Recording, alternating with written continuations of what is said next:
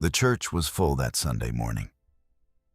Sunlight pushed through the stained glass, and the air smelled like candle wax and pressed fabric and something close to peace. It wasn't.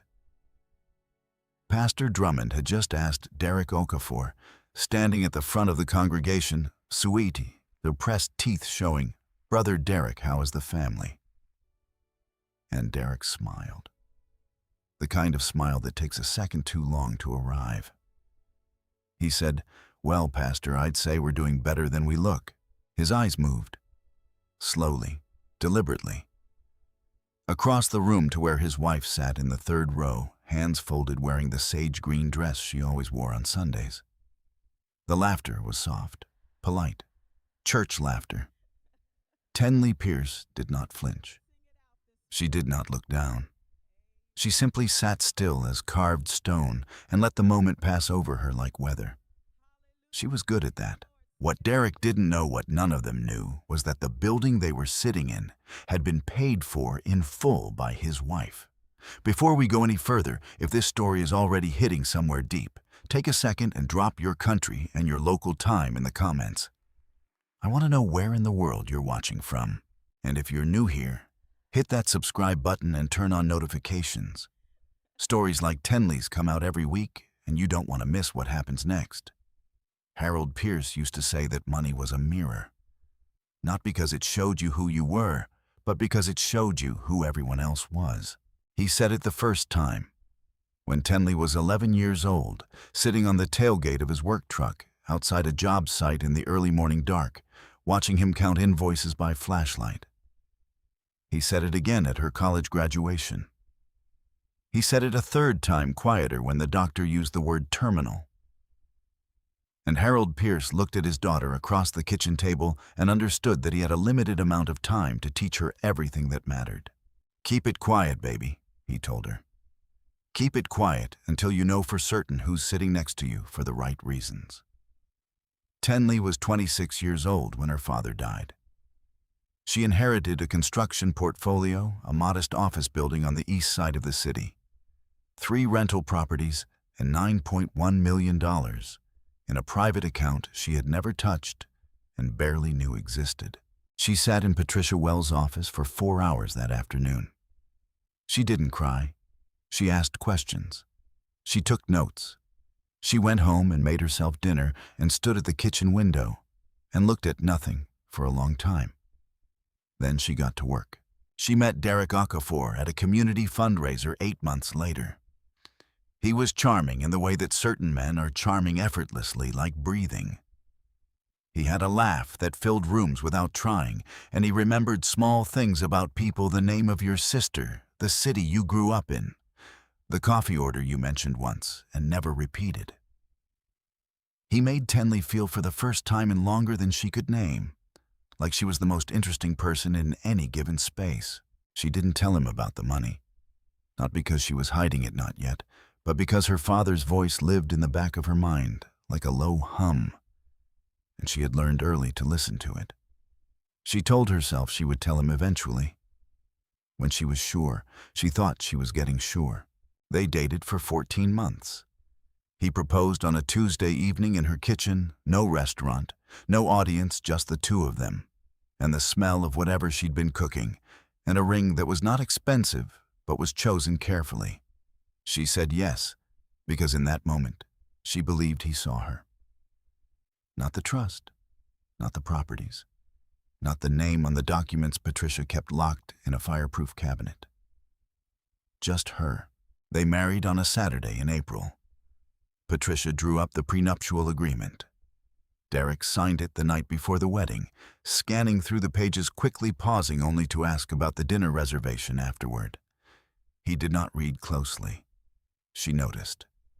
She filed it away somewhere inside herself, in the same drawer where she kept other small observations she was not yet ready to examine. The first 2 years were good. Not perfect, but good in the way that real things are good, imperfect and warm, and occasionally difficult and worth it. Then came the pregnancy. Tenley was 31. She had kept most of her life running quietly in the background. The trust, the properties, the annual charitable contributions to the community programs. She chose carefully and anonymously, and she had built something with Derek that felt from the outside like a life. From the inside, it felt like a life too most of the time. The miscarriage happened at 14 weeks. She didn't talk about it much afterward. Not to Derek, not to anyone. There was a particular kind of grief that lived in the body rather than in words. And Tenley had learned from her father, from years of running numbers, in silence, from being the kind of woman who held things together so quietly that no one noticed she was holding anything at all, that some losses were not made smaller by being spoken aloud. They were just made public. She gained weight in the year that followed. Not dramatically, not all at once. Slowly, the way seasons change, until one morning she looked in the mirror and barely recognized the outline of herself, and understood that her body had been grieving in the only language it knew. She was not ashamed of it. But Derek's eyes changed. She noticed it the way she noticed most things, quietly, precisely, without announcing the observation. It was small at first. A pause before he answered when someone asked about her. A slight tension in his jaw at family dinners when his mother looked from Tenley to him with that particular expression Vivienne Okafor had perfected over decades, the one that said, "I told you," without using a single word. Then the comments began. Small ones. Framed as concern. "I just want you to be healthy, Ten. You used to love going to the gym. What happened to that?" My mother asked if you've been feeling all right. I didn't know what to tell her. Each one landed softly. Each one left a mark. She started paying closer attention. She noticed that Derek had begun attending more church events. Not for spiritual reasons. Derek's relationship with faith had always been primarily social, a network, more than a practice. But because the church had recently launched a new community outreach initiative. Job training, youth mentorship, a women's resource center that was quietly becoming one of the most effective programs in the district. Derek talked about it often. At dinner parties, with colleagues. He spoke about the work we're doing at the church, with the casual ownership of someone who had built something with his hands. What he didn't know, what no one at any of those dinner parties knew, was that the entire initiative ran on a $340,000 annual contribution from the Pierce Family Charitable Trust. Tenley had approved the grant herself 3 years running. She had attended none of the events. She had allowed no photographs, no acknowledgement, no name attached to the donation. She sat across from Derek at those dinner parties and listened to him speak about the community he was building, and she kept her face open and pleasant, and she thought about her father counting invoices by flashlight, and she said nothing. On the last Tuesday of that October, Tenley sat at the desk in the small office she kept at home and signed the annual renewal of the Trust's operating agreement. It was a quiet evening. Derek was out. The house held only the sound of rain against the windows and the faint scratch of her pen across paper. Patricia had driven over to witness the signatures. She sat across from Tenley with her reading glasses pushed up and a cup of tea going cold at her elbow. And when the last page was signed, she gathered the documents into her case and looked at Tenley for a moment. "You could tell him, you know," she said. "At any point, you could just tell him." Tenley smoothed the edge of the document with her thumb. She looked at the rain on the window. "I know," she said. A silence sat between them, easy and familiar. "Not yet." Patricia nodded once. She closed the case. She did not push. Outside, the rain continued. Inside, Tenley Pierce sat alone in the chair her father had bought for her when she got her first office.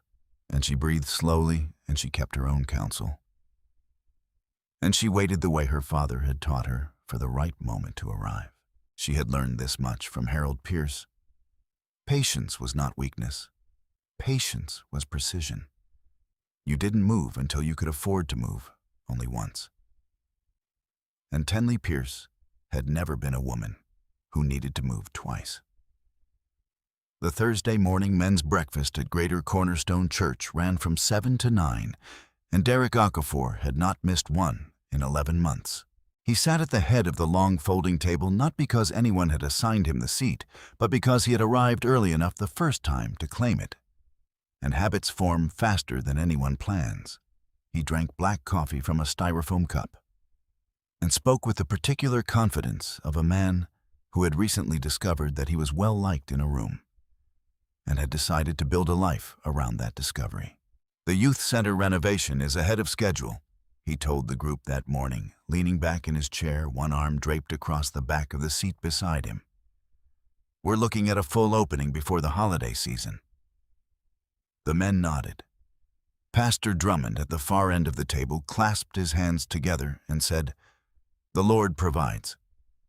"He does," Derek agreed. He did not know, could not have known, sitting there with his styrofoam cup and his pressed collar and his easy smile, that the renovation he was describing had been funded to the last dollar by a wire transfer from an account he had never seen, bearing a name he had never associated with anything other than his wife's reluctance to join him at events like this one. The Pierce Family Charitable Trust had approved the Youth Center grant 14 months ago. Tenley had reviewed the proposal herself at the same desk where she signed everything else on a quiet evening when Derek was out. She had read about the neighborhood. She had read about the children. She had approved $180,000 without ceremony, without announcement, and without telling a single person in her household. Derek had heard about the grant through the church newsletter. He had mentioned it to Tenley once briefly over dinner. Big donation came through for the youth center, anonymous. Pastor thinks it might be a corporate foundation. Tenley had passed him the bread. "That's wonderful," she said. He had not noticed anything in her voice. He never did. Across town in the sunlit sitting room of a townhouse that Vivienne Okafor kept impeccably ordered, the Wednesday afternoon women's circle was wrapping up its weekly gathering. 8 women, good china, the kind of conversation that moved in careful circles around the things it actually meant.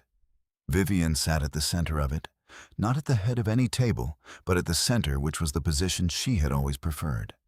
More influence, less visibility. She was speaking about Derek.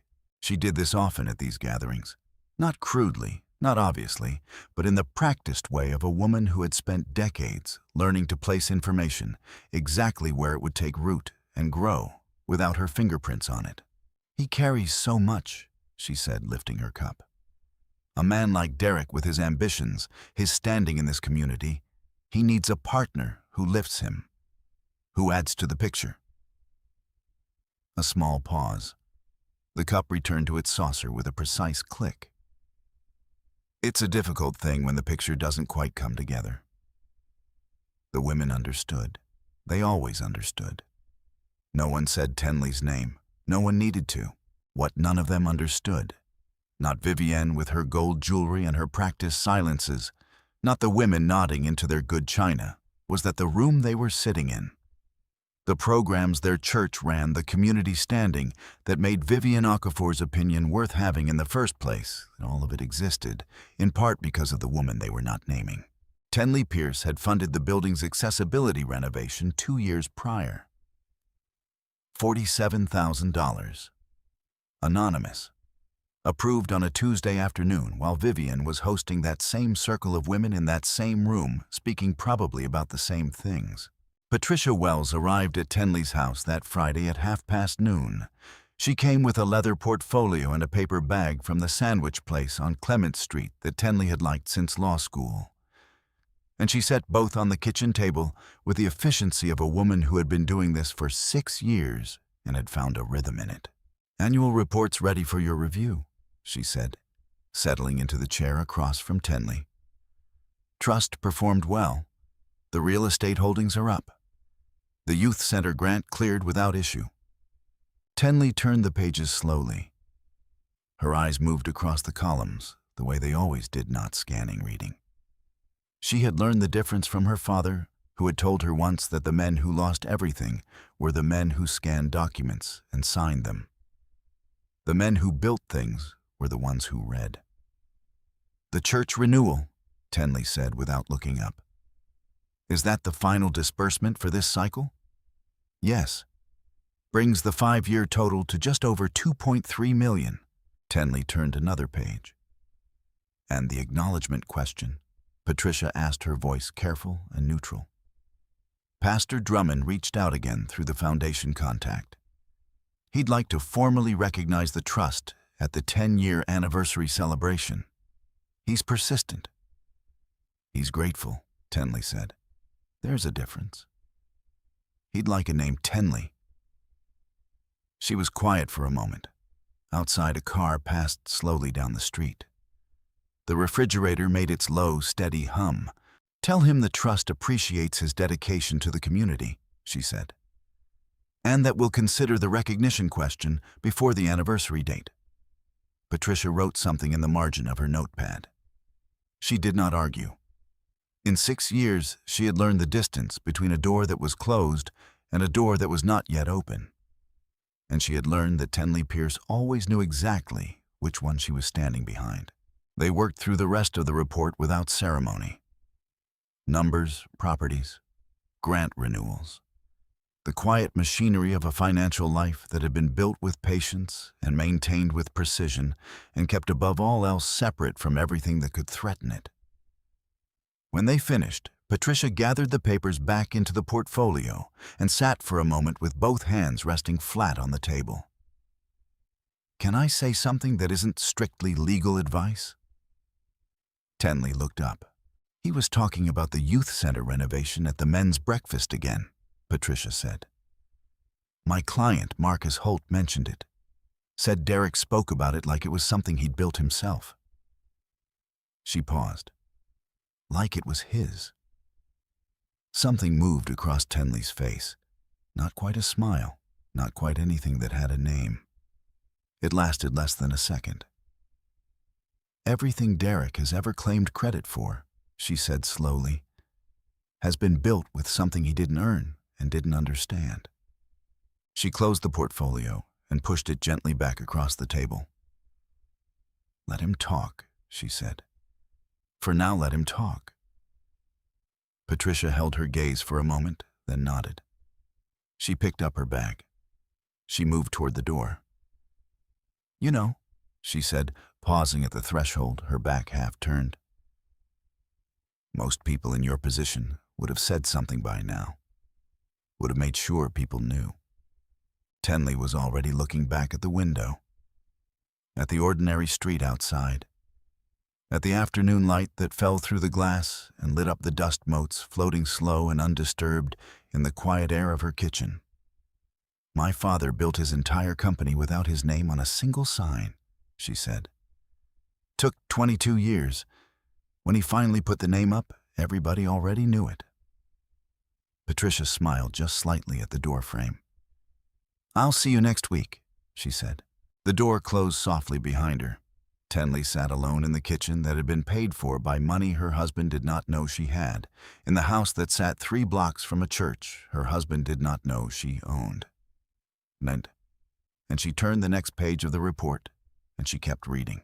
What Derek Okafor had never understood, what men like him rarely do, is that the quietest people in the room are not the ones who have nothing to say. They are the ones who are waiting until what they say cannot be undone. It started with a Sunday dinner that Tenley was not invited to, not explicitly. No one called and said, "Don't come." It was handled the way most cruelties in that family were handled, through implication, through arrangement, through the careful architecture of assumption. Vivian had texted Derek on a Saturday afternoon dinner tomorrow. "Just us. Tell Tenley she needs her rest." Derek had relayed the message at breakfast the next morning, without looking up from his phone. "My mother's doing a family dinner tonight. She said you should stay home. Get some rest." Tenley had been standing at the counter pouring coffee. She set the pot down carefully.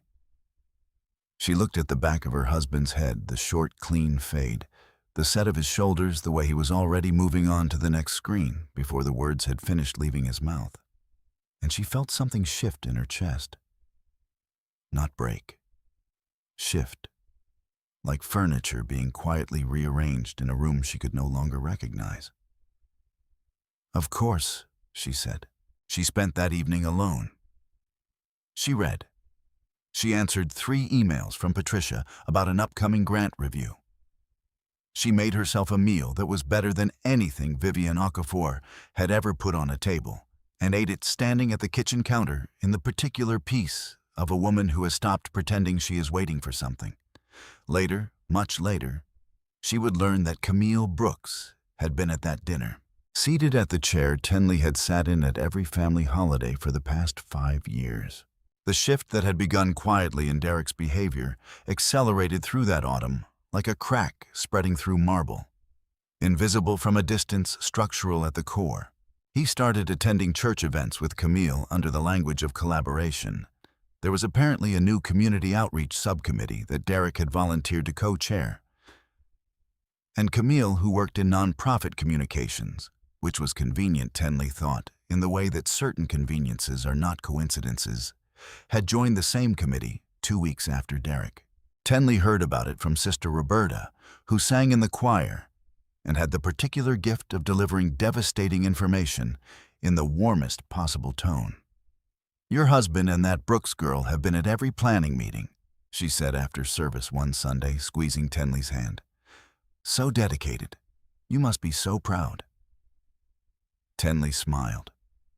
"He's always believed in the work," she said. She drove home alone. Derek had stayed behind for a committee debrief. She sat in the driveway for 4 minutes before going inside. It was a Wednesday evening in early November when she found the messages. She had not been looking. She wanted that understood not for anyone else's benefit, but for her own. She had not gone searching through his phone like a suspicious wife building a case. She had simply been sitting beside him on the couch when his phone buzzed and slid off the armrest and landed face up on the cushion between them, and the notification was there before either of them could do anything about it. A name, a dollar figure, a sentence that ended with "before she finds out." Derek grabbed the phone in one motion and stood up without a word and walked to the other room. Tenley sat very still. She did not follow him.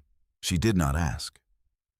She looked at the blank television screen and breathed steadily through her nose and held the image of these few words in her mind, with the careful precision of someone who understood that what she had just seen was not the beginning of something. It was confirmation of something that had already begun. She waited until she heard the shower running. Then she picked up her own phone and called Patricia. "Tell me about investment accounts opened in the last 18 months using a residential address as collateral," she said when Patricia answered. A pause on the line. "How specific do you need me to be?" Patricia asked. "Specific enough to know if our address was used." Another pause, longer this time. "Give me 48 hours, Patricia said. Tenley hung up. She set her phone face down on the cushion beside her. She listened to the water running in the other room, to the ordinary sounds of a house that had been quietly cracking beneath its own surface for longer than she had allowed herself to admit. Patricia called back in 36 hours. She did not bury the information in careful language. She had known Tenley long enough to know that she did not need softening. She needed facts. "Derek opened a private investment account 11 months ago," she said. "Joint with a Camille Brooks. The application listed your home address as a secondary asset reference. Not as collateral exactly, but close enough to matter legally, particularly under the terms of your prenup." Tenley was at her desk. She had a pen in her hand. She did not write anything down. She simply held the pen and listened. "The account is currently valued at approximately $340,000. It's been active since January.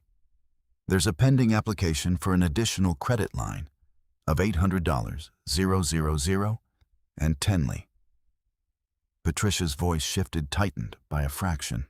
"The application references the trust's associated real estate holdings. in the asset declaration. The pen was still in her hand. He listed trust property, Tenley said. It was not a question. Not explicitly. But the address overlap is there, and a sharp attorney could argue the implication. Tenley set the pen down. She looked at the window, the street outside, the ordinary afternoon.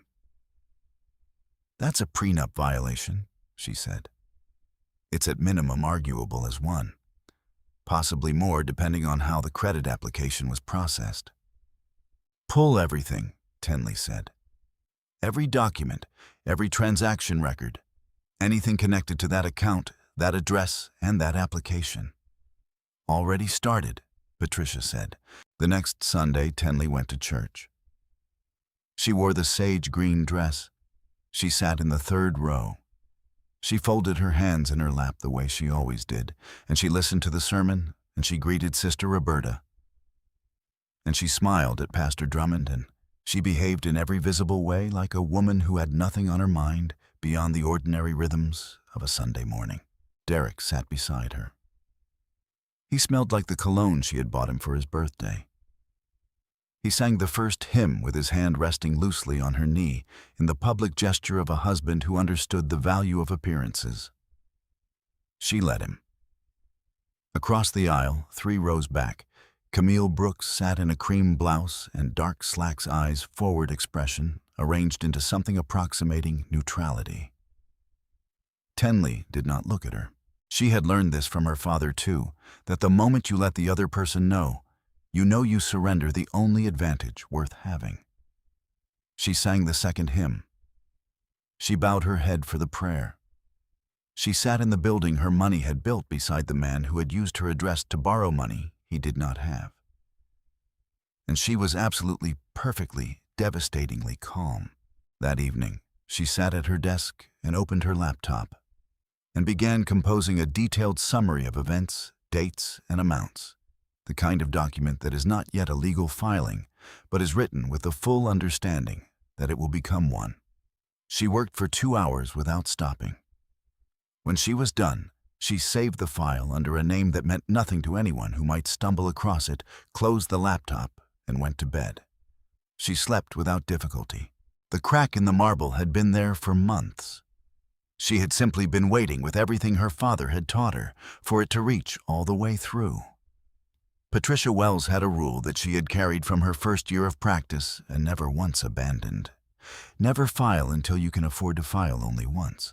It was the kind of rule that sounded simple until you understood what it actually meant, that the moment you moved, you surrendered the element of surprise, and in the kind of legal proceeding that involved money, this substantial. And a man this unaware of how much he stood to lose surprise was not a luxury. It was the entire strategy. She had explained this to Tenley on a Thursday morning in Patricia's downtown office, with the file spread across the conference table between them, and 2 untouched cups of coffee going cold at their elbows. Tenley had listened without interrupting. She had asked 3 questions, all of them precise, none of them emotional. Then she had nodded once and said, "How long do we need?" Patricia had looked at the file, at the prenup, at the investment account documentation, and the credit application, and the careful paper trail that Derek Okafor had left behind him, like a man who had never once considered that someone might be following it. 6 weeks, she said, maybe 8. If he applies for the credit line before we're ready, we move sooner. Then we have 6 weeks, Tenley said. Let's use them well. They built the case the way Tenley had watched her father build his company from the ground up, without shortcuts, without announcing the work until the work was finished. Patricia pulled every transaction record associated with the investment account. She cross-referenced the credit application against the prenuptial agreement line by line, flagging every point of contact between Derek's actions and the protected trust assets. She brought in a forensic accountant, a quiet, methodical woman named Dr. Sandra Osei, who had testified in 43 proceedings and had never once been successfully challenged on a figure. And Dr. Osei spent 2 weeks constructing a financial timeline that began the day Derek signed the prenup and ended with the pending credit application. The picture that emerged was not complicated. It was, in fact, remarkably clear. Derek Okafor had, over the course of 11 months, taken deliberate steps to leverage the financial standing of a household whose primary assets belonged entirely to his wife's assets he had agreed in writing to make no claim upon. Whether he had done so knowingly or through the particular negligence of a man who had never read a document carefully in his life, was, as Patricia pointed out, largely irrelevant. Intent matters less than outcome in civil proceedings, she told Tenley. What matters is what he did and what it cost you. And what it cost you on paper is significant. Through all of it, Tenley's daily life did not change. This was the part that would have unsettled most people had anyone been watching closely enough to notice. She woke at the same hour. She made coffee. She went about the business of her days managing the trust's operational details, remotely reviewing grant proposals, attending to the ordinary maintenance of a household, with the same steady, unhurried rhythm she had maintained for years. She cooked dinner most evenings. Real dinners from scratch, the way her father had taught her, not because she owed Derek a meal, but because she refused to allow what was happening beneath the surface to alter the person she was on top of it. Derek noticed nothing. He was, in those weeks, increasingly distracted phone calls taken in the other room. Evenings spent at committee meetings that ran later and later, a new restlessness in him that he wore like a man who had decided something and was waiting for the nerve to say it out loud. He was thinner in the face, sharper at the edges. Tenley observed all of it with the quiet, systematic attention she brought to everything she cared about, which was in this case not Derek himself, but the information his behavior was generating. She noted the dates of the late evenings in the document on her laptop. She noted the names he mentioned carelessly, the phone he no longer left on the kitchen counter. She said nothing. She smiled when smiling was appropriate. She answered questions when asked.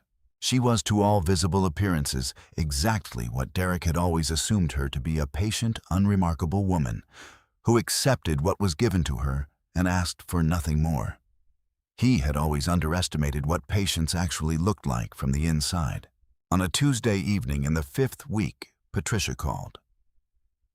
"The credit application went through preliminary approval," she said. "They're requesting final documentation by Friday." Tenley was at her desk. She had been reviewing the trust's quarterly real estate summary. She set it down. "Then we move Thursday," she said. "I'll have the filing ready," Patricia said. "Tenley, once we do this, it becomes a legal proceeding. He'll know. I know. And his attorney will push back. Hard." "Let them," Tenley said. "We have everything." A pause. "We do," Patricia agreed. On Wednesday evening, the night before Patricia filed, Tenley did something she had not done since her father's funeral. She drove to the east side of the city to the modest office building her father had bought with the first real money he ever made. And she parked in the small lot beside it and sat in the car and looked at the building in the late evening light. It was nothing remarkable from the outside. 3 stories, red brick, a plaque beside the entrance that read, "Pierce Commercial Properties, S30 1988. The letters worn slightly by 20 years of weather. A building that had outlasted its owner and was now quietly and without ceremony helping to fund the future of a community that had no idea it was being held up. She sat there for a long time. She thought about her father, about his hands, which had always been rough regardless of how successful he became, because he had never stopped picking things up himself. About his laugh, which arrived slowly and meant something when it did. About the way he used to say her name, Tenley, not as a summons but as a statement. Like the name itself was something he was proud of. She thought about what he would say if he could see what Derek had done. She thought about what he would say about what she was about to do. She knew the answer to the second question without having to think hard. He would not tell her she was right to be angry. He would not tell her she deserved better or that Derek wasn't worth it, or any of the things that people say when someone's life is falling apart. He would say, "Did you do the work?" And she would say, "Yes." And he would nod and say, "Then move." She drove home. She slept. Thursday morning, Patricia Wells filed a formal legal notice freezing all assets associated with the joint residential address, pending a prenuptial agreement review and fraud assessment. The credit application, the $800,000 that Derek and Camille had been counting on, was flagged by the lending institution within 4 hours. Denied. Derek found out at 2 p.m. in a parking lot on a phone call from the loan officer. Tenley was at home when he called her, his voice carrying the particular pitch of a man who has just discovered that the ground beneath him is not what he thought it was. "Did you do something with the accounts?" he said. She had been expecting the call. She had been sitting with a cup of tea and a grant proposal and the particular quiet of a woman who has already made every decision that mattered and is simply waiting for the world to catch up. "I protected what's mine," she said. She hung up before he could answer. She set the phone face down on the desk. She picked up the grant proposal and kept reading. Her father had taught her that the loudest moves are never the ones that matter. It's the quiet ones that change everything. She'd been quiet for a very long time. She would not need to be quiet much longer. Camille Brooks had a vision board. She had made it 2 years ago on a Saturday afternoon with a glass of wine and a stack of magazines, and it hung on the wall of her apartment bedroom, where she could see it from the bed every morning when she woke up. Luxury interiors. A black car with a long hood parked in front of a house with a circular driveway. A woman in a cream blazer stepping out of a building with the particular posture of someone who owned whatever room she was walking into. She had never written Derek's name on the board. That would have been too specific, too vulnerable, too much like admitting that her plan depended on a person rather than a trajectory. But she had thought about him when she looked at it, about what he represented, about the community standing the salary, the ease with which he moved through rooms full of people who mattered. She had not thought about Tenley much. When she did, she thought about her briefly, the way you think about a detour, an inconvenience on the way to the destination, not the destination itself. This was her first mistake. Her second was believing Derek when he told her the investment account was solid. The call from the loan officer came on a Thursday afternoon, while Camille was at her desk preparing a communications brief for a nonprofit client. She saw Derek's name light up her phone screen and answered on the second ring, expecting logistics at dinner time, a meeting update, the small administrative details of a relationship conducted mostly in the margins of another life. Instead, she heard the tone in his voice. She had heard men use that tone before the pitch that arrived, when something they had assumed was permanent had just proven itself temporary. It was a specific sound, high at the edges, controlled at the center, but only barely. "The loan was denied," he said. "The account is frozen. Something happened with the assets." Camille set down her pen. "What do you mean, frozen?" "I mean, frozen, Camille. The address flagged. There's a legal notice. I'm still figuring out what she did." He did not say Tenley's name. He never did in conversations with Camille. Tenley existed in their exchanges as a pronoun, distant structural like a wall they had agreed not to look at directly. "How much of our capital is affected?" Camille asked. A pause that lasted 3 seconds too long. "All of it," Derek said. "For now." Camille looked at the vision board across the room, at the cream blazer, at the circular driveway. "Fix it," she said, and hung up. She spent the next 4 days waiting for Derek to fix it. He did not fix it. What he did instead was call her repeatedly, each call carrying a slightly different version of the same story the lawyer was looking into. If the bank needed more time, Tenley had overstepped, and it would be corrected. This was temporary, this was manageable, this was not what it looked like. On the 5th day, Camille called a contact she had at a financial consultancy. and asked as casually as she could manage about the practical implications of a prenuptial agreement asset freeze on a jointly held private investment account. The answer arrived in under an hour. She sat with it for a long time.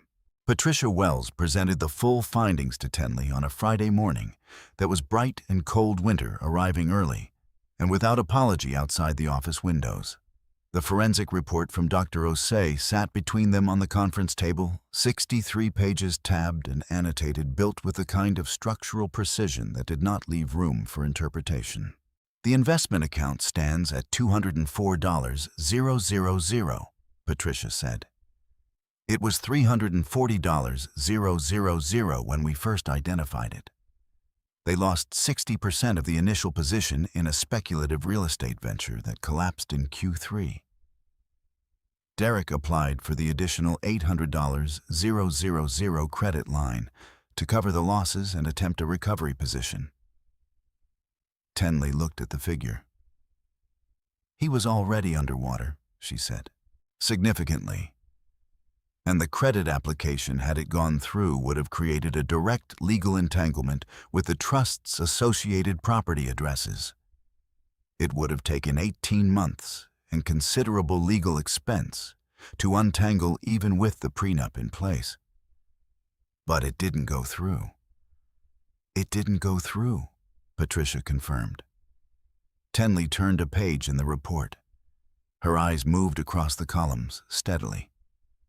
"And Camille?" she asked. Patricia removed her glasses and set them on the table. "Her name is on the account as co-investor.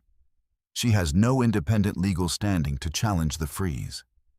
And based on what we're seeing in the transaction history," she paused, choosing the next words carefully, "I don't think she knew the full picture of Derek's financial position when she got involved. She was operating on the assumption that he had what he presented himself as having." Tenley looked up. "He presented himself as having my money," she said. "Yes," Patricia said simply. "He did." The irony was not lost on Tenley that the thing Derek had used to attract Camille, the financial stability and community standing and easy confidence of a man who appeared to own his life, had been constructed almost entirely from the foundation Tenley had built and maintained in silence. Camille had not fallen for Derek Okafor.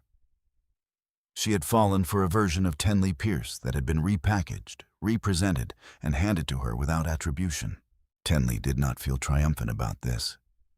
She felt something quieter and more complicated, a kind of tired clarity, the way you feel when a thing you have suspected for a long time is finally confirmed.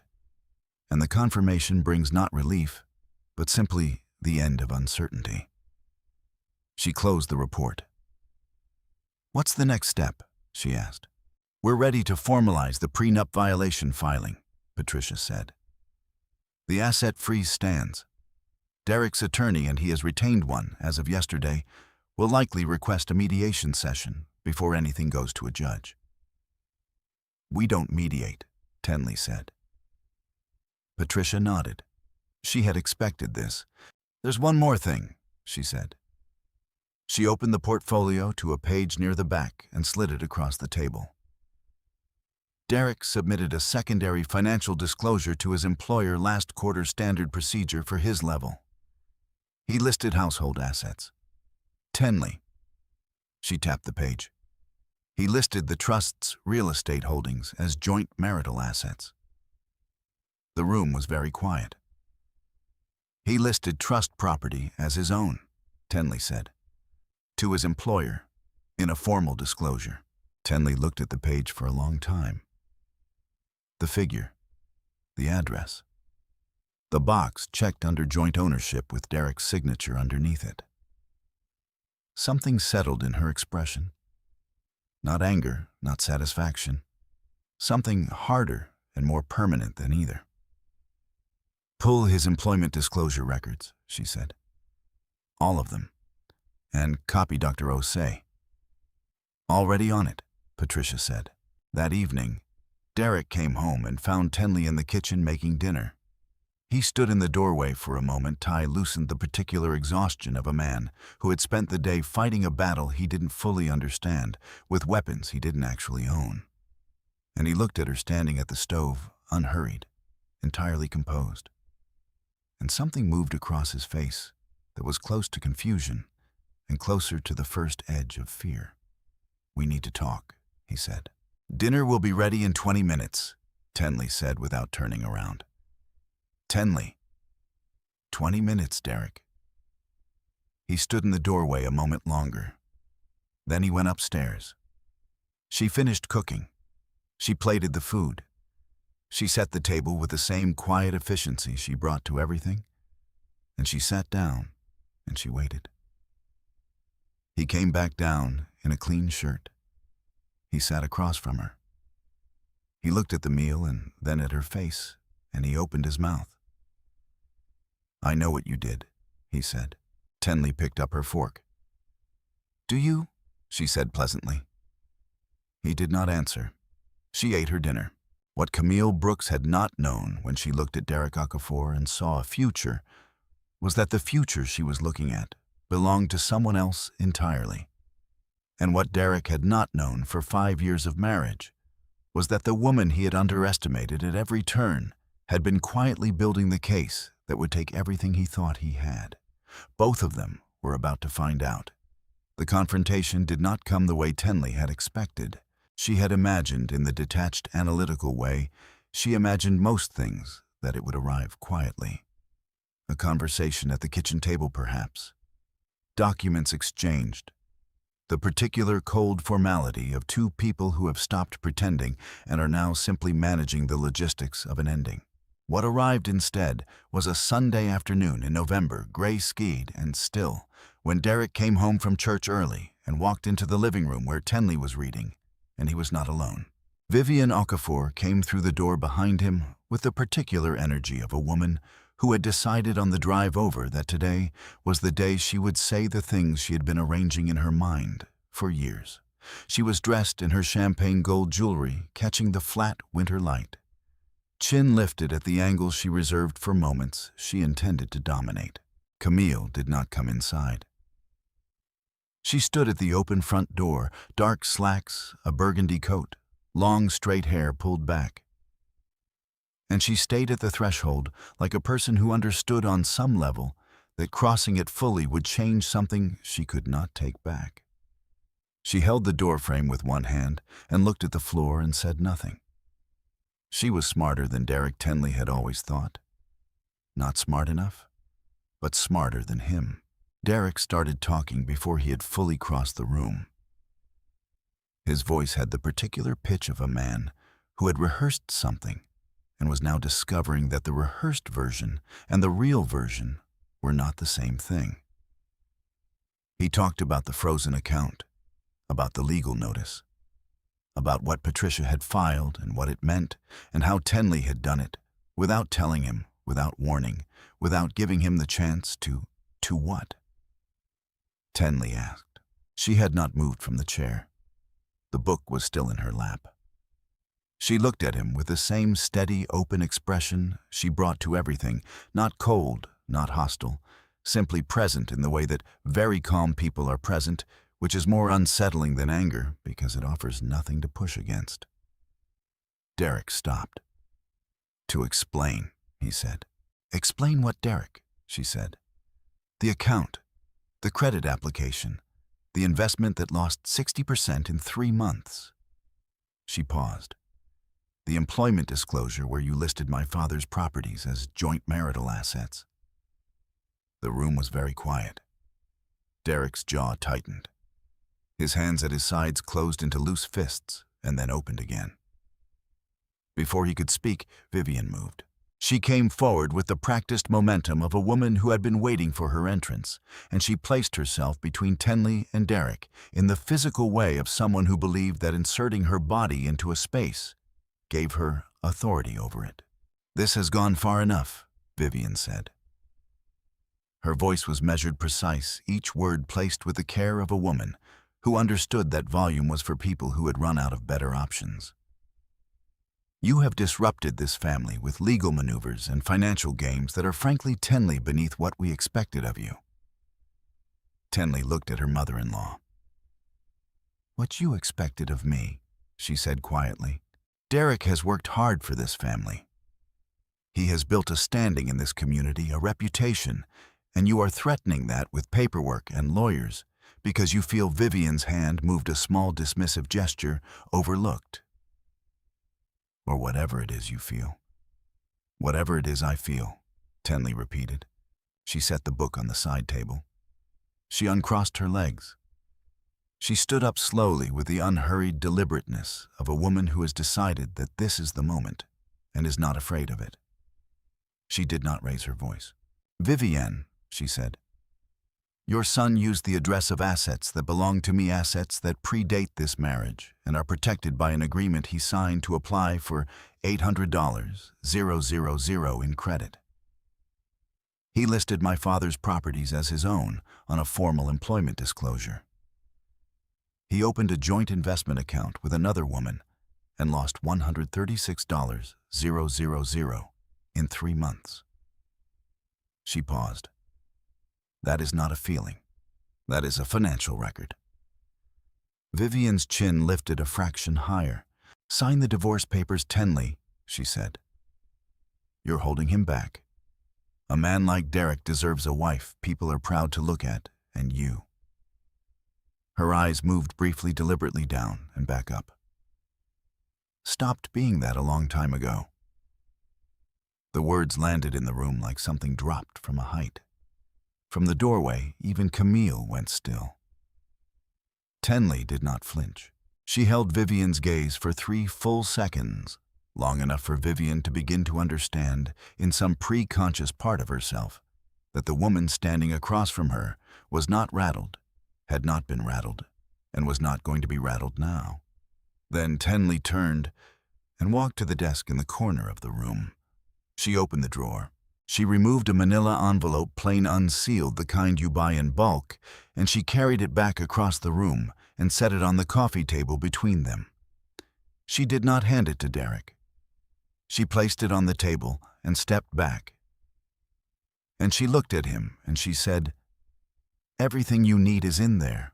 Then she picked up her book from the side table, walked past Vivian, without looking at her again, past Derek, without touching him, past Camille in the doorway, without acknowledging her presence, and she went upstairs. She closed the bedroom door behind her. She sat on the edge of the bed and listened. Below her, the silence lasted approximately 4 seconds. Then she heard the sound of the envelope being opened. Then nothing for a long time. Then Derek's voice, lower than she had ever heard it, the rehearsed pitch entirely gone, replaced by something rawer and less managed. "What is this?" No one answered. She heard Vivian say something too low to make out, and then Derek, again the same question, slightly different shape. "What is all of this?" The prenup, Tenley thought. The formal legal notice. The copy of the employment disclosure with his signature circled in red. Patricia's letter, which was 3 pages long and had been written with the calm, devastating precision of someone who had been waiting 6 years to write it. She heard the front door close. She did not know if it was Camille leaving or Vivian. It did not matter. The envelope was open. The information was in the room. The thing that had been building for years beneath the surface of her life had finally broken through it.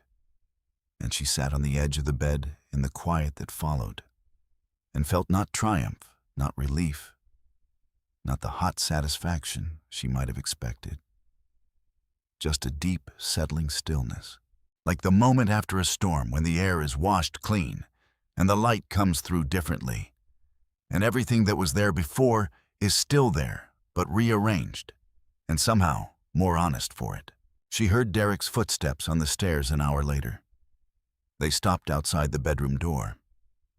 He did not knock. She waited.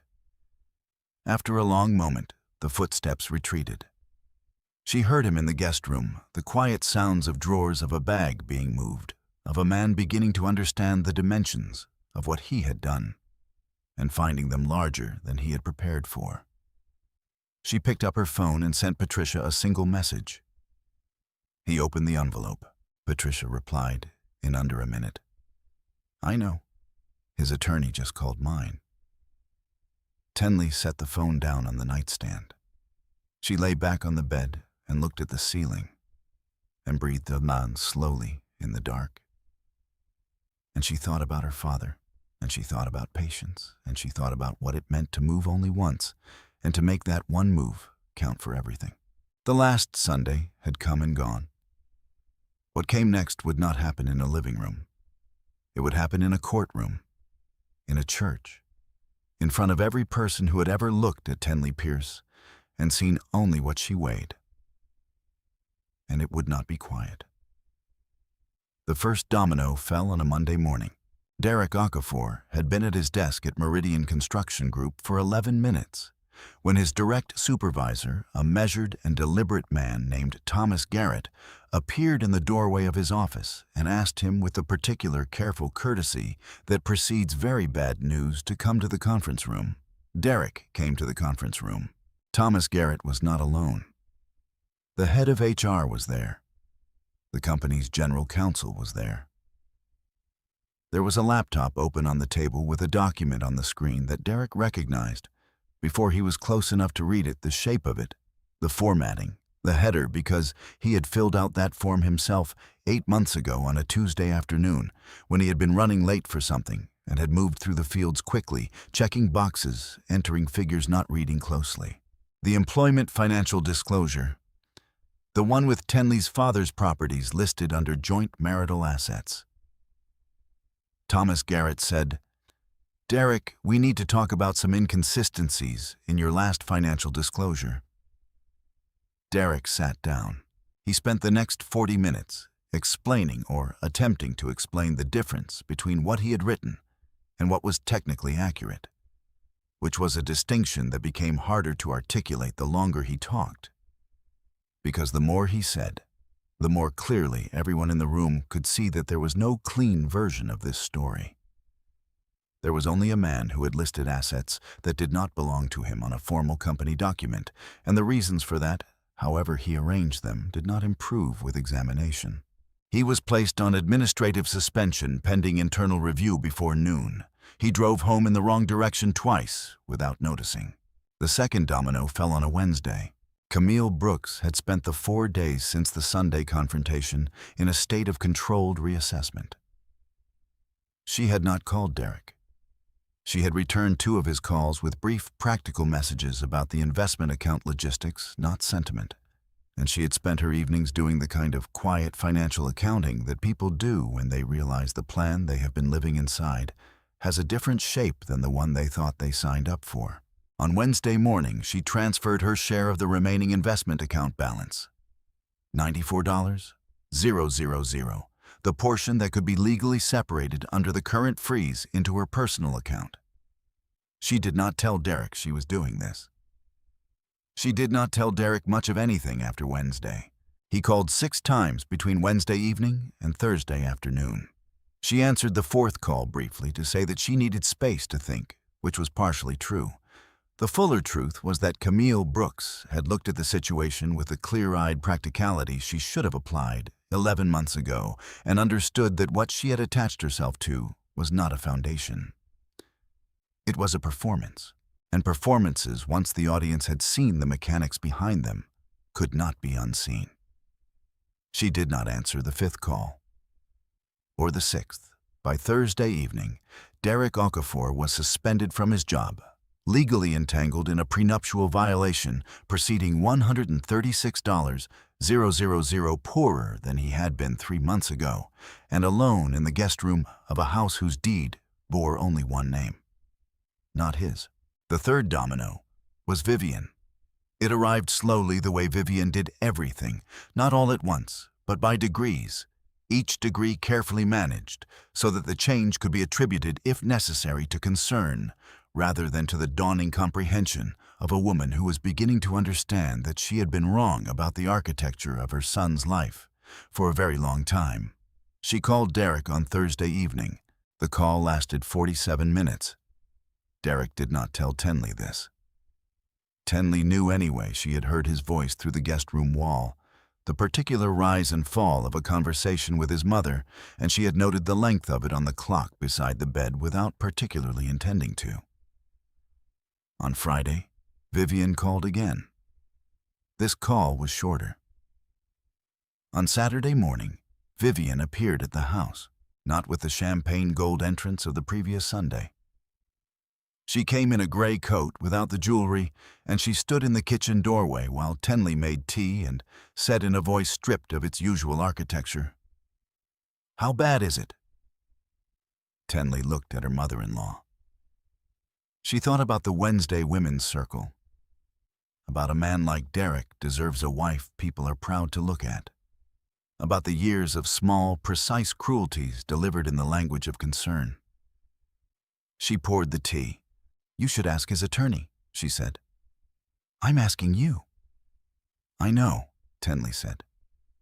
She set the cup on the counter, not in front of Vivian, just on the counter. "But I'm not the right person to answer that anymore." Vivienne stood in the doorway for a moment longer. Something moved across her face. Not quite an apology, not quite regret. Something that existed in the complicated space between the two where people live when they know they have been wrong but have not yet found the language for it. She left without the cup of tea. Tenley watched her go from the kitchen window. Derek appeared at the Greater Cornerstone Church the following Sunday for the first time in 3 weeks. He came alone. He sat in the back row, not the third row where he and Tenley had always sat, not the front where he had stood so many Sunday mornings, to speak about community and progress and the work they were all doing together, but the very last row in the corner seat beside the aisle, in the posture of a man who has come to a familiar place and found it unfamiliar. Sister Roberta noticed him. She mentioned it to 3 people before the opening hymn. By the time the service began, everyone in the congregation had quietly registered his presence.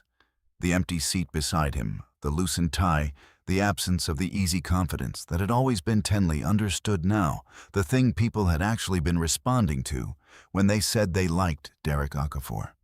Not him. The confidence. The projected solidity of a man who appeared to know exactly where he stood. He sat through the sermon without speaking to anyone. He left before the closing prayer. That same Sunday, Tenley did not go to church. She drove instead to the east side of the city to the office building on Clement Street, and she parked in the small lot and sat in the car the way she had sat there weeks ago, but differently now, with a different quality of stillness. Less waiting, more arriving. She thought about Patricia's call from the previous afternoon. His attorney reached out about mediation again, Patricia had said. "I told them our position hasn't changed. They're going to push for a settlement conference." "Let them push," Tenley had said. "There's something else." The internal review at Meridian Thomas Garrett's office contacted our forensic accountant for a copy of Dr. Osei's timeline. Tenley had been quiet for a moment. "They're building their own case," she said. "It looks that way, which means Derek's employment situation may resolve itself independently of our proceeding." "How long?" "Couple of weeks, maybe less."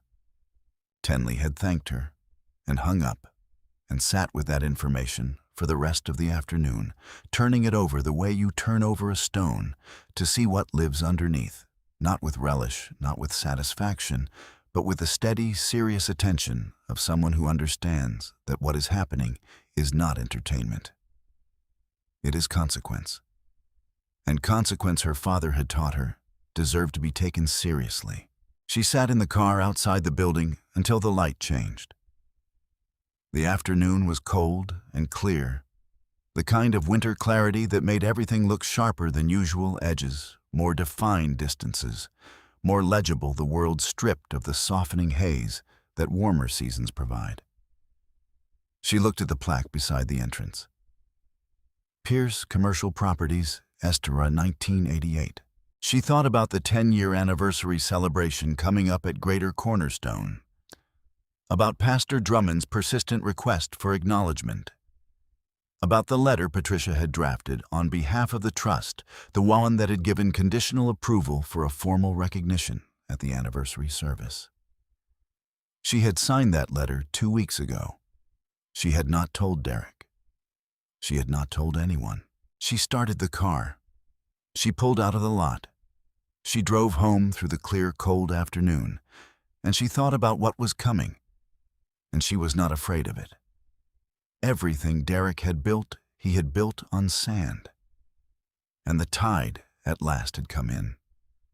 The 10th anniversary celebration of Greater Cornerstone Church fell on a Saturday in December.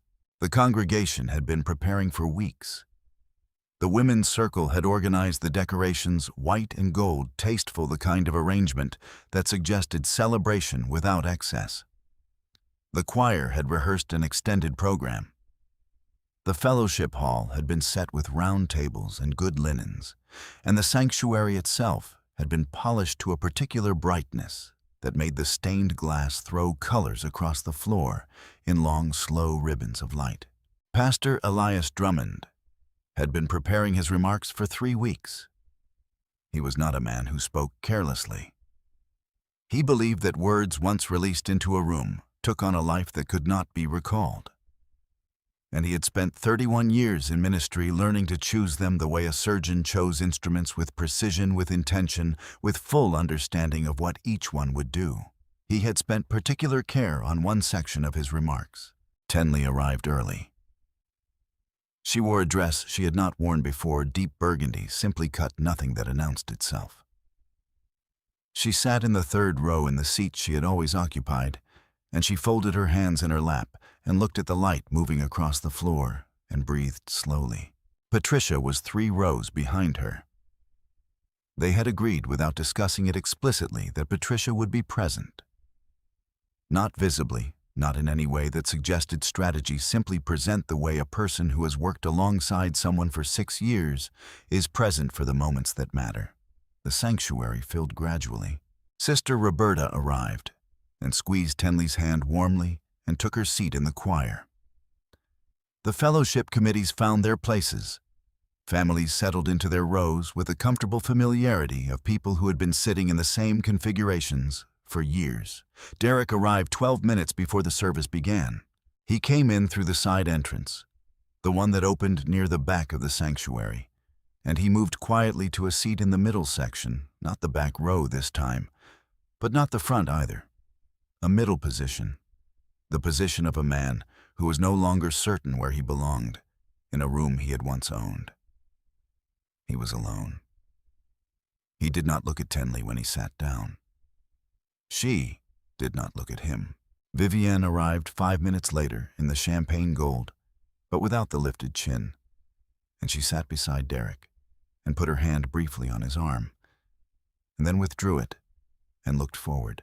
Camille Brooks was not there. The service opened with music.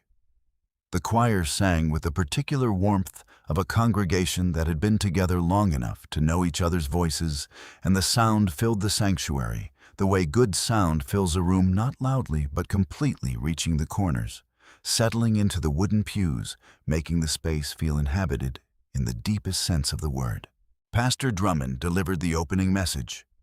He spoke about 10 years, about what a decade meant in the life of a community, the losses it contained, the growth it made possible, the way time revealed what was truly foundational and what was merely surface. He spoke about the work of the church, the programs, the youth center, the women's resource center, the job training initiative that had placed 340 people in stable employment over 4 years, the community meals, the scholarship fund. He spoke about what it took to sustain that work. None of it, he said, his voice settling into the particular register he used when he was saying something he wanted people to carry home with them. None of it happens without people who believe in it quietly. People who give without requiring the acknowledgement. People who understand that the most meaningful work is often the work that no one sees. He paused. The sanctuary was completely still. "Tonight," he said, "we have been given permission, and I want to honor that word. Permission, because it was not something we asked for lightly, and it was not something given without consideration. We have been given permission to say thank you. Publicly. By name." He looked down at the paper in his hands. Tenley's fingers were still in her lap. "Over the past 5 years," Pastor Drummond said, "the Pierce Family Charitable Trust has contributed $2.3 million to the programs and operations of Greater Cornerstone Church and its community initiatives." The number moved through the room like a current. The founder and director of the Pierce Family Charitable Trust. He looked up, and his eyes found Tenley in the third row with the directness of a man who had practiced this moment and understood its weight. "Miss Tenley Pierce has been the invisible hand behind everything you have just heard described. The Youth Center renovation, the Women's Resource Center, the Scholarship Fund, the building accessibility upgrades completed in 2021. He set the paper down. "Miss Pierce," he said simply, "on behalf of this congregation and this community, thank you." The silence lasted 2 full seconds. Then the room came alive. Not all at once, it moved in a wave, the way comprehension moves through a group of people who are all processing the same information at different speeds. The front rose first, then the middle, then the back, rippling outward from the point of impact until the entire sanctuary was turning, shifting, the sound of it building from murmur to something fuller and more sustained. Tenley stood. She did not stand quickly, did not stand with drama. She rose the way she did everything steadily at her own pace, with the composure of a woman who had known this moment was coming and had decided long before it arrived exactly what it would look like. She turned slightly so that Pastor Drummond could see her. She nodded once, small, unhurried. Then she sat back down. Across the sanctuary, Derek Okafor had not moved. He sat with his hands on his knees and his face arranged in an expression that was not quite any one thing. Not shock, exactly, not comprehension exactly, but the particular suspended quality of a man whose understanding of his own life has just been revised so fundamentally that the revision has not yet finished arriving. He looked at the back of Tenley's head, at the burgundy dress, at the natural curls resting against her neck, at the absolute stillness of her shoulders. He thought about the Sunday mornings he had stood at the front of this congregation and spoken about the community programs with the easy ownership of a man who believed his name was attached to them. He thought about the dinner parties, about Marcus Holt and the men's breakfast and every room he had walked into, carrying the weight of work that had never been his to carry. He thought about the prenup he had signed without reading, about the form he had filled out without thinking, about the woman he had looked at in this same room, in this same building 3 months ago, in front of these same people and reduced to the circumference of her body. Something moved through him that was not quite shame and was not quite grief, and was larger than either. Vivian's hand was on his arm again. He did not register it. Pastor Drummond concluded the formal recognition by unveiling a small bronze plaque that had been mounted quietly in the entrance foyer of the sanctuary the previous week, in gratitude to the Pierce Family Charitable Trust, whose generosity made this community possible. After the service, a line formed. People Tenley had sat beside for 5 years without being truly seen by.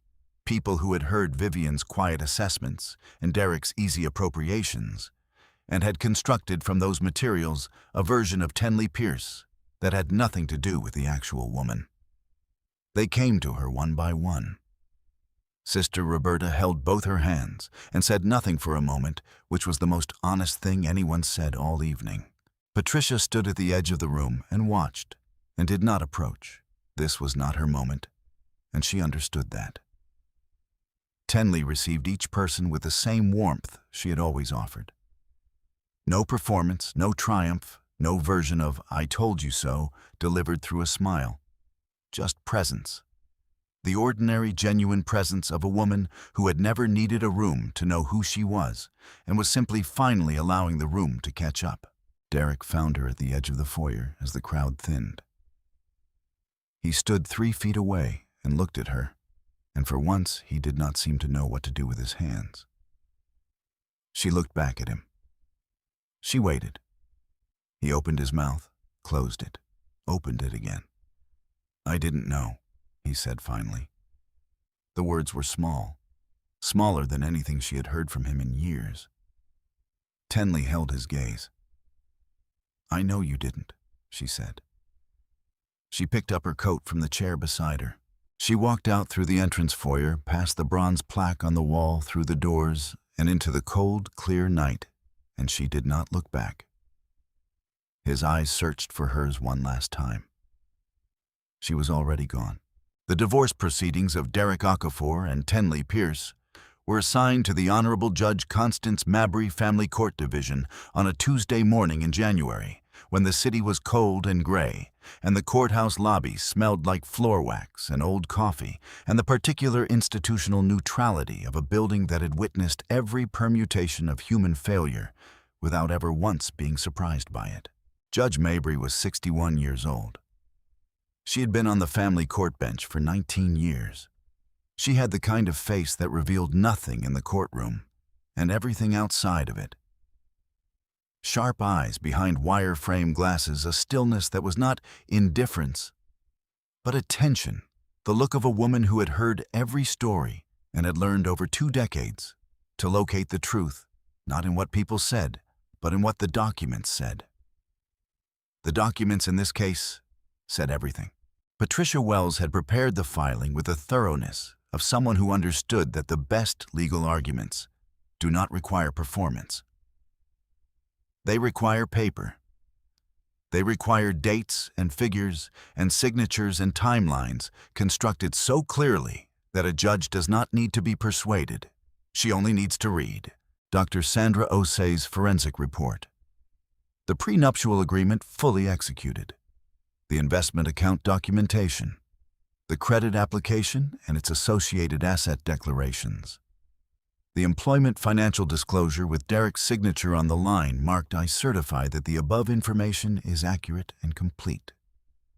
63 pages. Tabbed, annotated. Devastating in the way that only true things can be devastating, not through exaggeration, but through accumulation. Derek's attorney, a capable man named Howard Briggs, who had taken the case 3 weeks ago, and had spent most of those 3 weeks understanding the dimensions of what he had agreed to defend, requested the mediation conference that Patricia had already declined twice. Judge Mabry denied the motion on the grounds that the documentation was sufficient for direct proceeding. Howard Briggs accepted this with the expression of a man who had expected it. The hearing lasted 2 days. On the first day, Patricia presented the prenuptial agreement in its entirety. She walked through each clause with the unhurried precision of someone who had written it herself and had spent 6 years making sure it would hold. She explained the protected asset structure. She explained what the agreement permitted and what it did not. She presented the trust documents, the founding records, the full financial history of the Pierce Family Charitable Trust, going back to the year Tenley established it, a year before she met Derek Okafor. Howard Briggs cross-examined with the skill of a man working with limited material. He suggested that Tenley's failure to fully disclose the trust's scope during the marriage constituted a form of financial concealment that undermined the agreement's fairness. Judge Mabry looked at him over her glasses. "Counsel," she said, "a prenuptial agreement is by definition a premarital disclosure instrument. Miss Pierce disclosed the existence of the trust prior to marriage. She was under no subsequent legal obligation to provide updates. Are you arguing that she should have?" Howard Briggs adjusted his position slightly. "I'm arguing that full transparency, Mr. Briggs." Judge Mabry said with the patient finality of a woman who had heard this argument in 17 variations over 19 years. Transparency is a marital virtue. It is not a legal requirement that supersedes a valid, executed agreement. Move on. Howard Briggs moved on. The second day was when Vivian spoke. She had not been called as a witness by either side. She had come because Derek had asked her to, or perhaps because she had decided, as she sometimes decided things, that her presence would improve a situation that did not require improving. She was not on the stand. She was in the gallery. She sat in the second row in a dark navy dress, not the champagne gold Tenley noticed, which was a small and telling adjustment. And she sat with her hands folded and her chin at its customary angle, and she listened. Howard Briggs was presenting Derek's counterclaim, a limited argument that the household's operational expenses during the marriage had been disproportionately borne by Derek's income, and that some recognition of this contribution was warranted in the settlement. Patricia responded with 5 years of household financial records. The records showed clearly and without ambiguity that Derek's salary had covered approximately 31% of the household's annual operating costs. The remaining 69% had been covered by distributions from the trust distributions that Derek had accepted without question, without inquiry, and apparently without curiosity about their origin. Howard Briggs looked at the figures. He did not contest them. It was at this point, this precise moment, when the 69% figure was on the screen, and Howard Briggs was not contesting it, that Vivian Okafor leaned forward in the gallery and said at a volume that was slightly too large for a courtroom gallery. She never told him about any of this. That's deception. He had a right to know where the money was coming from. The room went still.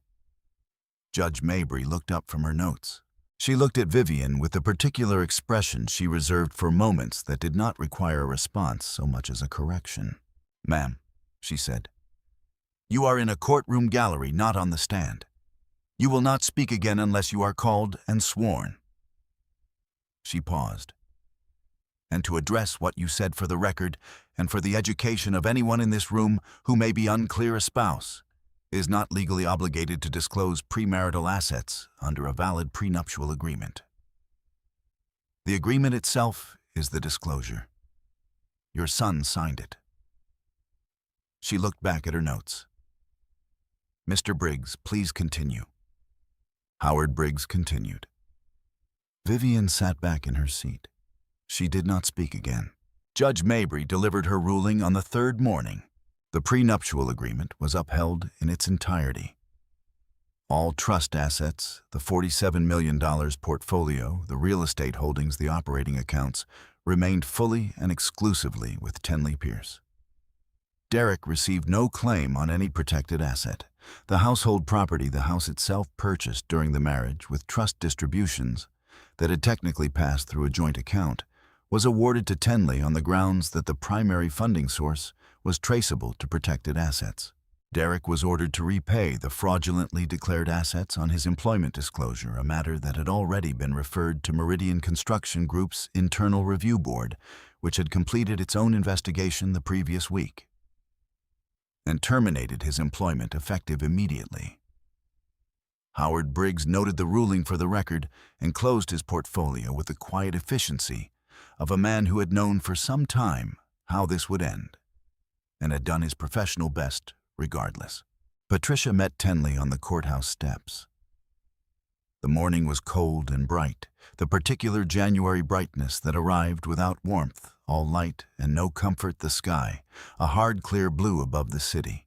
Patricia carried her briefcase in one hand, and the look of a woman who had just watched 6 years of work arrive at its intended conclusion. She did not say "I told you so," because she had never been that kind of person. She did not say "congratulations" because that did not feel like the right word for what had just happened. She said, "It's done." Tenley looked up at the sky. She breathed in the cold air slowly, all the way down, the kind of breath you take when you have been holding something in your body for a long time, and the holding is finally completely over. "Yes," she said. They stood together on the steps for a moment. Two women in the cold winter light, not speaking, not needing to. Below them, at the bottom of the steps, Derek Okafor walked toward the parking structure, with Howard Briggs beside him, both of them moving with the particular purposeful blankness of people who have somewhere to be that is not here. Tenley watched him go. She did not feel what she had expected to feel in those earlier months when she had imagined this moment. She did not feel the hot, clean satisfaction of a score settled. She felt something quieter and more permanent. The feeling of a foundation solid underfoot that had been there all along and could now at last be stood on fully. "Lunch," Patricia said. Tenley smiled, a real one, unhurried, arriving slowly, the way her father's laugh had always arrived. "Yes," she said, "somewhere good." The reckoning had come. Not loudly, not cruelly, not with the heat of anger or the noise of triumph. It had come the way Tenley Pierce did everything, with patience, with precision, and with the quiet, unshakable certainty of a woman who had always known exactly what she was worth. And had simply been waiting for the world to catch up. Spring came late that year. It arrived the way it sometimes does in cities that have endured a long winter, not with announcement, not with the sudden warmth that feels like a gift, but gradually, incrementally, 1 degree at a time, until one morning you step outside and realize that the air has changed, and you cannot point to the exact day it happened. It simply did. The way most important things do. Tenley Pierce noticed it on a Thursday morning in late March, standing at the kitchen window of the apartment she had moved into in February. Smaller than the house, quieter, with large south-facing windows that held the light differently than any room she had lived in before.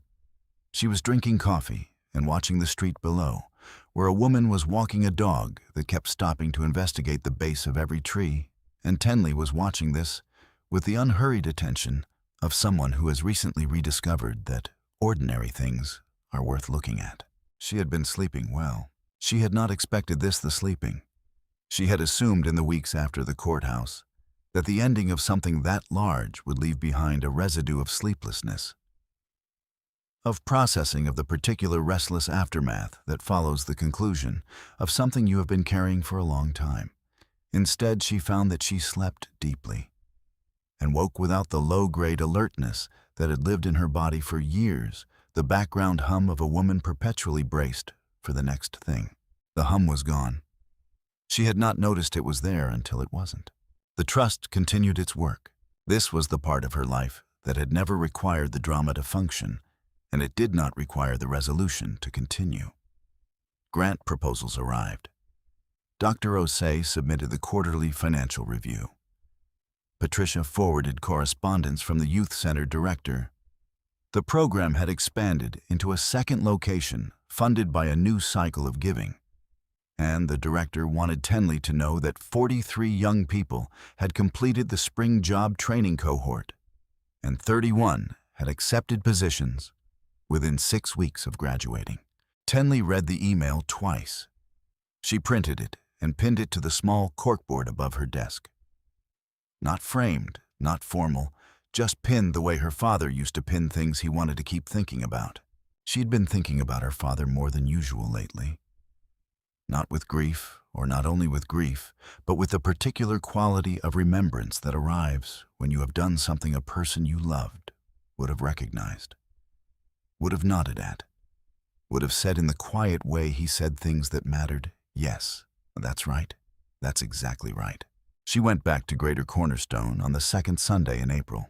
She had not been since the anniversary celebration in December.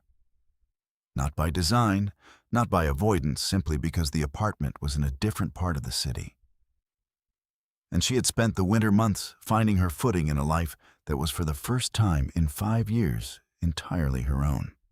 But the second Sunday in April was a morning of particular clarity, the sky the pale, bright blue that comes after rain. And she found herself driving in the direction of the church without having consciously decided to. She arrived early. The parking lot held only a handful of cars, the choir members, the setup volunteers, Pastor Drummond's blue sedan in its usual spot near the entrance. The building was quiet in the way that churches are quiet before they fill a waiting quality, receptive like a room that has been prepared and is simply holding itself open. She sat in the third row, not because it was her seat. She had no seat here anymore, no assigned place, no history to honor or maintain. She sat there because it was where she had always sat. And some habits are not broken so much as they are chosen again, deliberately with full understanding of what they mean. She looked at the light coming through the stained glass. The colors fell across the floor in long, slow ribbons, amber deep blue, a stripe of rose that moved across the wooden pew to her left as the morning shifted. She had looked at this light hundreds of times. It looked different now.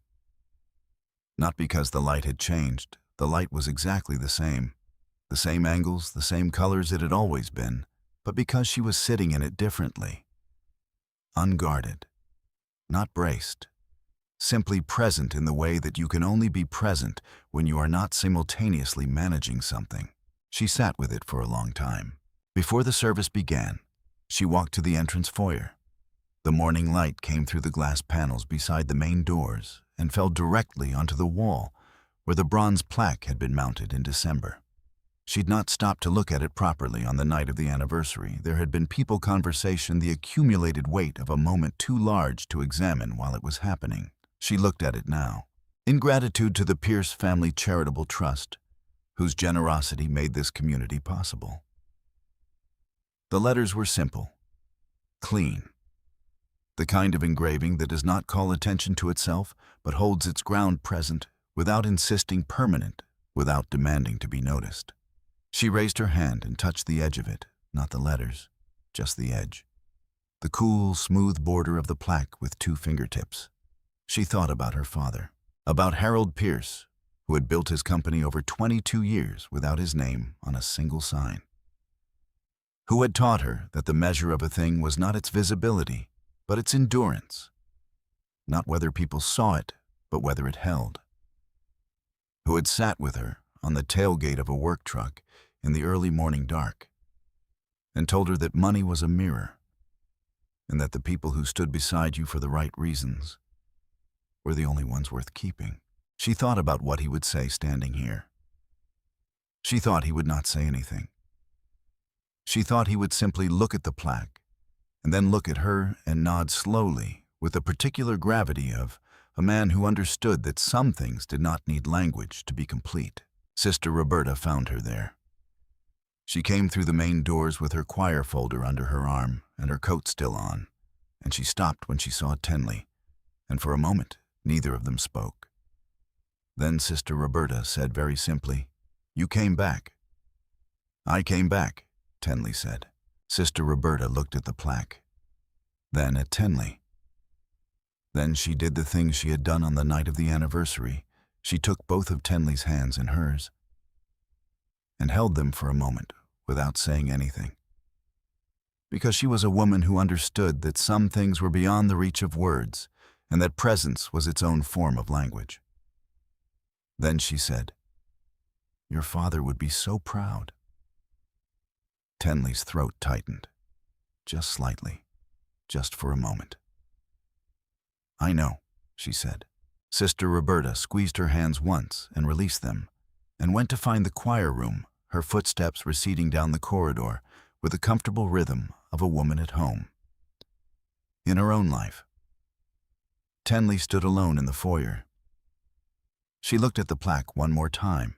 She thought about the 10-year-old girl on the tailgate of her father's truck, watching him count invoices by flashlight in the early morning dark, learning without knowing. She was learning the thing that would sustain her through everything that came after, that the work matters more than the credit, that patience is not the absence of strength, but its fullest expression, that the quietest people in any room are not the ones who have nothing to say, they are the ones who are waiting until what they say cannot be taken back.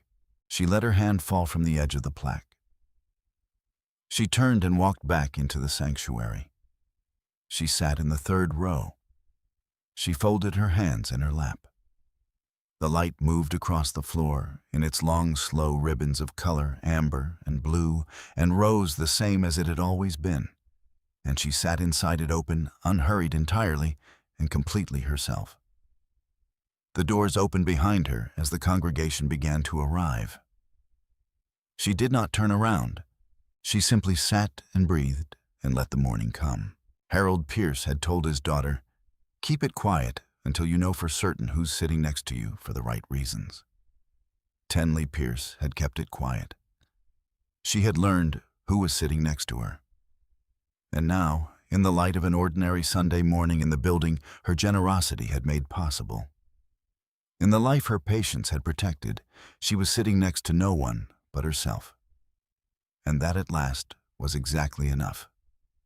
There is a kind of woman the world does not know how to hold. She is not loud. She does not perform her pain or announce her worth or require the room to understand her before she walks into it.